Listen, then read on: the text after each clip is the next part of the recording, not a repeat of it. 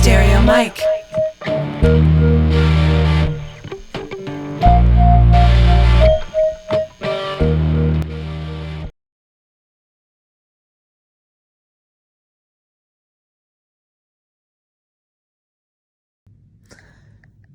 So as much as I've been able to make videos and we've been getting out there and doing things in LA, if I'm being real, it's not been easy.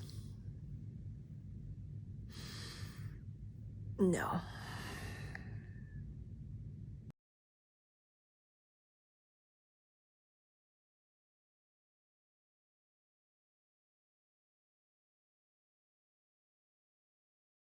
Can I just use his hand to open this this wrapper? Okay. So, we ready? We're ready. All right. Oh, shit. So, for everyone who doesn't know why we even moved to LA. Why did we move to LA? Mike? The food. We really like LA food. Not the food.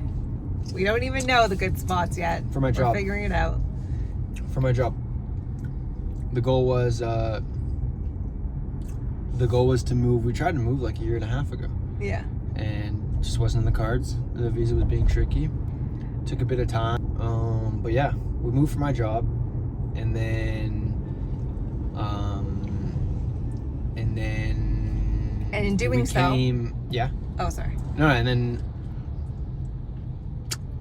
this is so fucking good. Caramel apple. We need to buy some of these for at home. Lollipop? Yeah.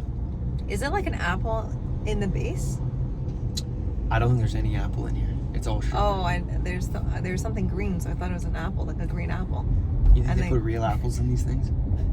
I mean, Shit's got a shelf life of like 8 years. I did think so. Okay. So I moved here because of my job. So he moved here because of his job. Now, in doing so, I currently have zero job. No job. No job. Not as of right now, though. I am not even, I guess technically I am, I could say fun employed. But I would say it hasn't really been fun employed like I experienced in the past between jobs, because I literally don't have anything lined up. So I really am unemployed, which is a very humbling thing for me to say. It's very difficult for me to say because we're 32. I'm 32. I worked extremely hard to I'm 32 going on 25. I still feel like a young cat. I don't know about you. Extremely hard to get to where I am career-wise, and I'm very proud of the career that I've had to date. And so for it all to come to a halt, for several reasons, that it was cleaner for me to be here with no job. Here you are. Here I am, and I have no idea what comes next for me. So for me, the back of my head the first 2 weeks in LA was also, what the hell am I doing with my life? Like, what have I done? Why did I let this happen? How did I let this happen? And I think for me that's a big deal because, again, career has meant a lot to me. It's been a big part of my identity.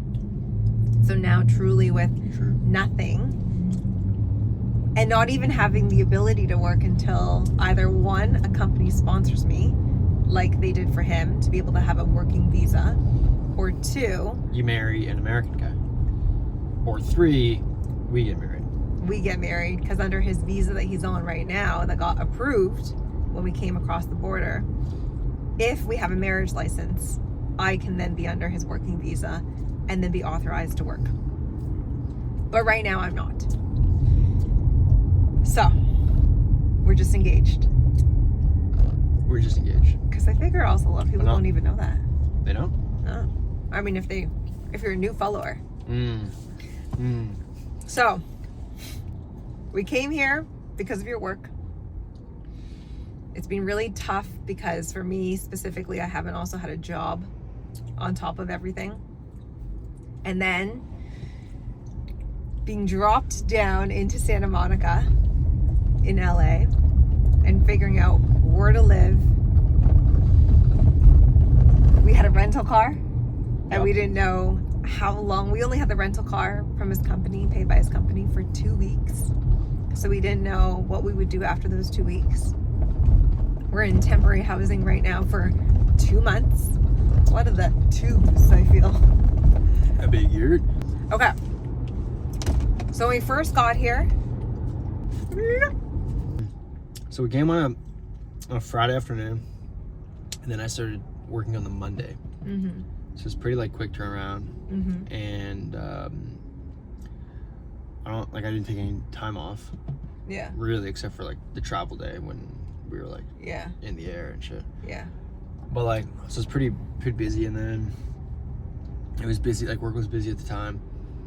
So we didn't really see each other very much for the first like 2 weeks. Yeah. And the weekends, like we were busy with stuff. Yeah.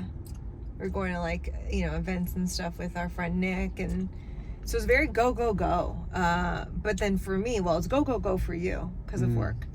But then for me, it was like the opposite of go, go, go. It was no, no, no. And honestly, it was hard. I think every week of the first 2 weeks, I had a big breakdown. Yeah. A lot of tears. I basically kind of expressed to Mike how your eyes were whoa, whoa, whoa. how I had no idea what we were doing. Like, I don't know how this kind of made sense in our life to be doing this at this point of our life. Because I felt like we, in a sense, uprooted obviously everything, where we live, what I'm doing career-wise, what car we're driving, like everything that you kind of take for granted. That's just like your solid foundation of what you can assume is going to be there for you was uprooted. And to be honest, being dropped into where a temporary housing is in Santa Monica, it's quite a populated area, but also the unhoused situation is quite rampant here. Rampant? What's that word? Rampart. It's not rampart. And I didn't feel very comfortable. I just didn't know where to go, what places are, safe. I just felt so uncomfortable. I really felt uncomfortable in my own skin. I felt uncomfortable in every way. I felt uncomfortable with the area. I felt uncomfortable in our space, not knowing really where things were. And honestly, it was one of those things where it was like everything that I felt could go wrong would go wrong. Like, those times when you're like trying to sit down and then the chair is just like further than you think. So then you end up like basically falling flat on your bum. There's like a name for that.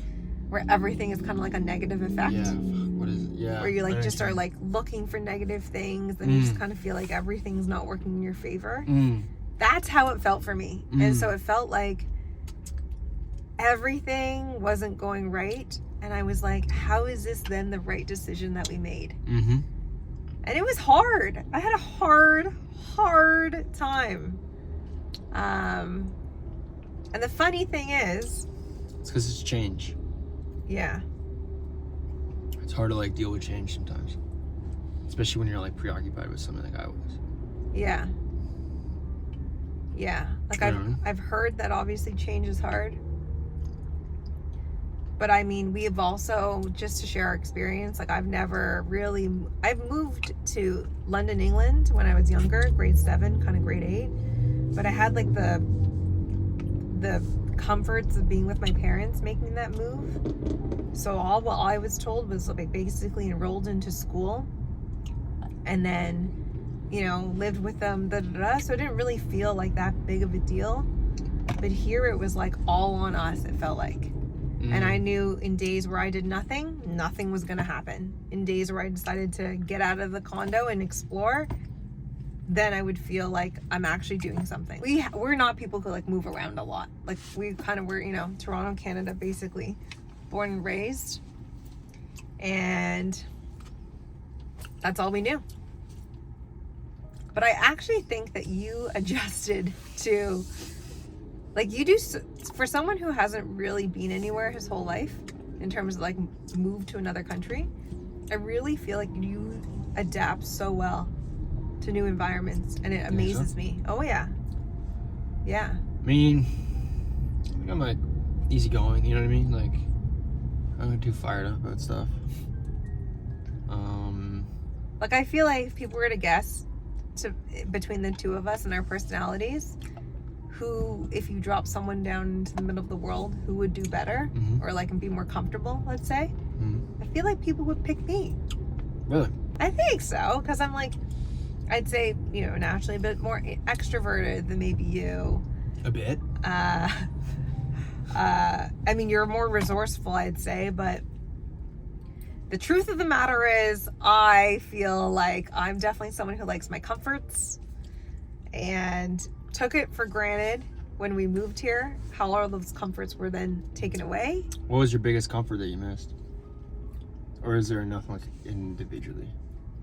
I think honestly, like environment, like everything, a collection of shit versus like one thing.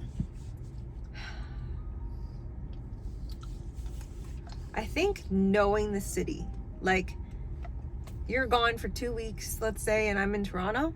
I know where to go. I know what to do. I know the area. Here, I had no idea. No idea. And I just didn't feel that safe or comfortable to be able to just like venture out. Because LA is not a very like walkable area or city.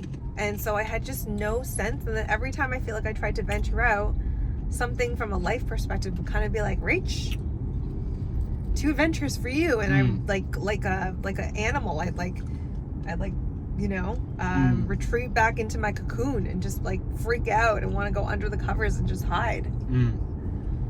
Like what?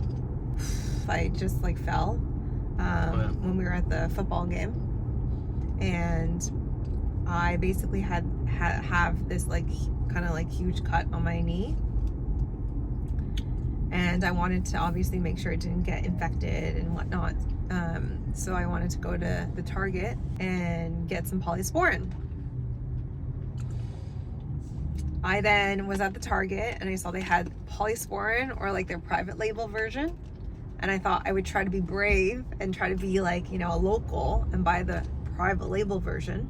That was my attempt at like trying to get acclimatized. I get the private label version, bring it back, open it up. Really need to clean my knee at this point because I really feel like it's getting quite infected. And I had seen that someone had already opened the private label polysporin and then had rewrapped it. That's so disgusting. In paper towel and then basically tucked it back in, and then they returned it. Why would they rewrap it in paper towel? And then they sold it, and then I didn't know, but that's the one that I ended up picking up. And I was honestly like, who knows what could it be on there?